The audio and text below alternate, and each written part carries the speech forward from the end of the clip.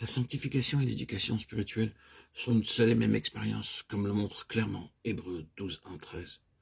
Nous donc aussi, puisque nous sommes environnés d'une si grande nuée de témoins, rejetant tout fardeau et le péché qui nous enveloppe si facilement, courons avec persévérance dans la carrière qui nous est ouverte, regardant à Jésus, le chef et le consommateur de la foi.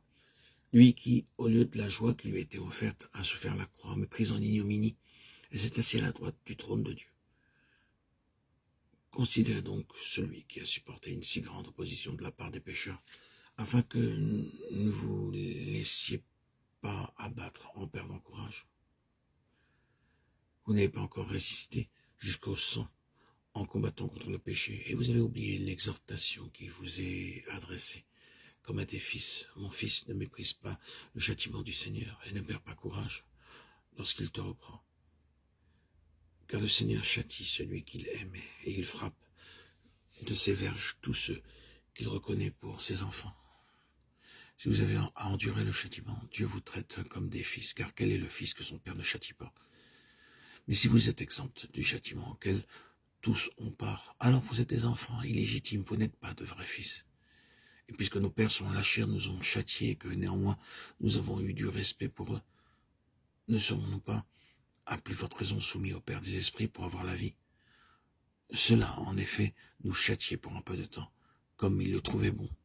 Mais Dieu nous châtie pour notre bien afin de nous rendre participants de sa sainteté. Il est vrai que tout châtiment semble au premier abord un sujet de tristesse et non pas de joie. Mais ensuite il produit un fruit de justice et de paix pour ceux qui ont été ainsi exercés. Relevez donc vos mains défaillantes et vos genoux qui fléchissent. Dirigez vos pas dans le droit chemin, afin que le pied qui est boiteux, au lieu de se démettre entièrement, soit guéri. Le progrès dans ce double chemin est marqué par la croissance de l'esprit. Lorsque l'esprit est vivifié, il est premièrement à peine capable de montrer son existence. Il est loin de pouvoir exercer sa maîtrise sur l'âme et le corps. Le progrès de la sanctification est marqué par une croissance de l'esprit. Il commence à affirmer sa suprématie, à contraindre la vie psychique et la vie animale, à accepter leurs limites et à obéir à Dieu. Plus la sanctification avance, plus sont marquées l'intelligence, la puissance, la vie spirituelle, jusqu'à ce qu'elle parvienne dans les âges à venir à la révélation des fils de Dieu, conforme à l'image de son Fils. Romains 8, 19 et 29. Cette éducation et cette sanctification sont le résultat de la marche, non selon la chair, mais selon l'esprit. Romains 8, 9. Cette marche nous éloigne de tout ce qui est de la chair de l'enfance, comme le montre 1 Corinthiens chapitre 3.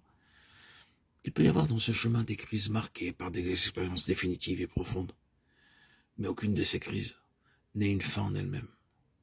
Chacune d'elles doit aboutir à une nouvelle croissance qui nous conduit à une plénitude plus grande.